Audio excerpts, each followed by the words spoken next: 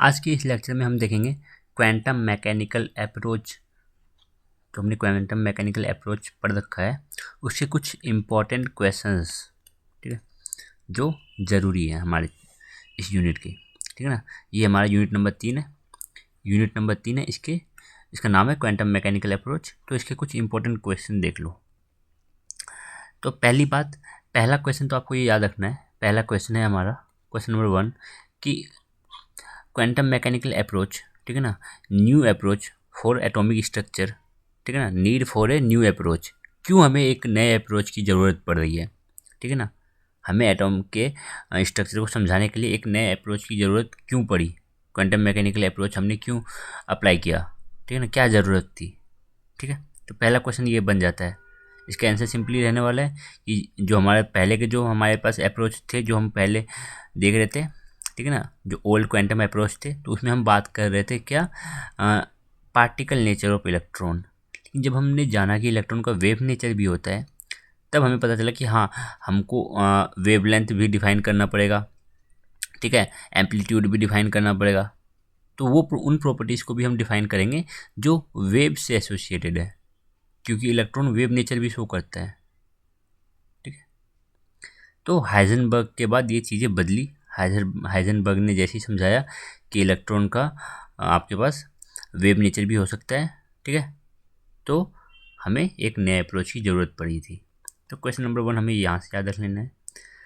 बाकी और इसमें आपको पांचों पोस्टुलेट, जो हमने पांचों पोस्टुलेट डिफाइन किए, ठीक है ना, 5 पोस्टुलेट हमने टोटल पढ़े हुए हैं, ठीक है ना, आपको पांचों पोस्टुलेट याद रहने चाहिए। तो दूसरा आप क्या याद रख लोगे, 5 पोस्टुलेट्स, पांचों पोस्टुलेट को आप ढंग से याद कर लो। ठीक है, तीसरा बात आपको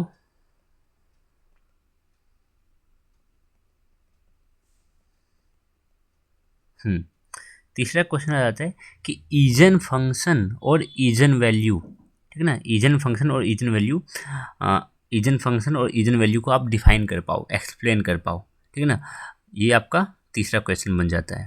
ठीक है ना, 3 क्वेश्चन हो गए आपको यहाँ पे। ठीक है, चौथा क्वेश्चन है आपके पास significance of psi and psi square. Fourth question आपके पास रहने वाला है कि significance of psi and psi square. ठीक है, साई का सिग्निफिकेंस क्या और साई स्क्वायर का सिग्निफिकेंस क्या है, जिसका मैंने यहाँ पे कुछ आंसर लिख रखा है। ये रहा significance of psi and psi square. तो ये वेव फंक्शन साई का सिग्निफिकेंस, ये 3 पॉइंट आप देख लो, और साई स्क्वायर का सिग्निफिकेंस, ये 3 पॉइंट।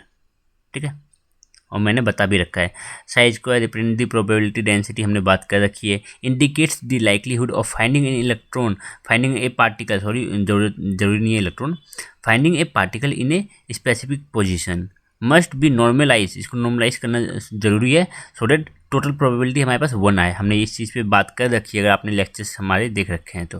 ठीक है, तो साई का सिग्निफिकेंस और साई स्क्वायर का सिग्निफिकेंस के लिए आपको 3 पॉइंट याद कर लो, काफ़ी है। आपके पास बन जाता है ये। अब 5th क्वेश्चन है आपके पास कि आपका जो वेव फंक्शन है वेल बिहेव्ड क्यों होना चाहिए। ठीक है ना, और वेल बिहेव्ड वेव फंक्शन का क्या मतलब होता है, ठीक है ना, what do you mean by well behaved wave function, और क्या क्राइटेरिया है कि वो वेव फंक्शन सही से बिहेव करेगा। तो वेल बिहेव वेव फंक्शन के ऊपर आपको क्वेश्चन इसका आंसर याद करना है। तो 3 ही पॉइंट था हमारे पास। क्या पहला था कि सिंगल वैल्यू, हमें फाइनाइट वैल्यू मिलनी चाहिए, सिंगल वैल्यू मिलनी चाहिए, और कॉन्टीन्यूस वैल्यू मिलनी चाहिए, ठीक ना, सो तब हम कह पाएंगे जो हमारा वेव फंक्शन है वो वेल बिहेव्ड है। तो इसके लिए आपको तीनों ग्राफ भी याद रख लेना है, और फोर्थ ये वाला तो वेल बिहेव है और ये तीनों नहीं है। ये 3 ग्राफ में जो आपका वेव फंक्शन है वो वेल बिहेव नहीं कर रहा है। पहले वाले में तो ये इन्फिनिटी की ओर अचीव कर रहा है, इन्फिनाइट वैल्यू दे रहा है। दूसरे में ये एक पॉइंट पे, किसी एक स्पेसिफिक पॉइंट पे, ठीक है, एक से ज़्यादा वैल्यू दे रहा है। ठीक है, तो ये भी वेल बिहेव नहीं है। तीसरा, ये कॉन्टीन्यूस नहीं है, तो इसके ऊपर ये यहाँ पे आंसर लिखा हुआ है इसका, तो ये आप याद कर सकते हो। और चौथा एक और याद रख लेना कि ये नॉर्मलाइजेशन भी होना चाहिए। ठीक है ना, the wave function must be normalize, meaning that total probability of finding the particle in all position is equal to 1, कि टोटल प्रोबेबिलिटी हमारे पास कितनी आनी चाहिए 1, 100% प्रोबेबिलिटी आनी चाहिए हमें, ठीक है ना। तो नॉर्मलाइजेशन ऑफ वेव फंक्शन हो पाए, अगर वेव फंक्शन नॉर्मलाइज हो पा रहा है तो हाँ वो वेल बिहेव वेव फंक्शन है हमारे पास, ठीक है। और कॉन्टीन्यूस और फाइनाइट की तो हमने बात कर रखी है, सिंगल वैल्यू होना चाहिए, ये भी हमने बात कर रखी है। तो नॉर्मलाइजेशन अगर आप एक फोर्थ पॉइंट इसमें जोड़ना चाहो तो ठीक रहेगा। और आपके पास एक क्वेश्चन बन जाता है लास्ट, इसमें इन सब में कुछ नहीं है, ठीक है। हाँ, लास्ट आपके पास एक बनता है एप्लीकेशन ऑफ श्रोडिंगर इक्वेशन को आपको समझाना, ठीक है। तो सबसे पहला पॉइंट क्या था हमारा, सबसे पहला स्टेप क्या था कि हैमिल्टोनियन ऑपरेटर के कॉरस्पॉन्डिंग हमें एक इक्वेशन लिखनी है। हैमिल्टोनियन ऑपरेटर की कॉरस्पॉन्डिंग हमें श्रोडिंगर इक्वेशन लिखनी है, जो ये वाली इक्वेशन होती है। देन हमें इक्वेशन को सॉल्व करना है, the Schrodinger equation is solve for the system. Then हम श्रोडिंगर इक्वेशन को सॉल्व करेंगे और जो इसकी वैल्यू देगी, जो ये वैल्यू देगा, तो हमें वही वैल्यू एक्सेप्ट करनी है जो वेल बिहेव होगा, मीन्स सिंगल वैल्यू देनी चाहिए, कॉन्टीन्यूस होना चाहिए और फाइनाइट मिलना चाहिए, ठीक है। तीसरा पॉइंट क्या था, अकॉर्डिंग टू क्वांटम मैकेनिक्स अब ये जो वेव फंक्शन हमें मिलेगा, वो प्रोवाइड करेगा सारे इन्फॉर्मेशन को, उनमें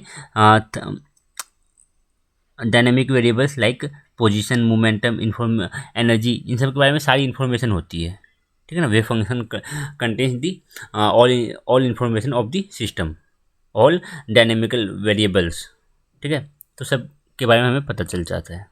तो ये 3 पॉइंट आपको याद रख लेने हैं।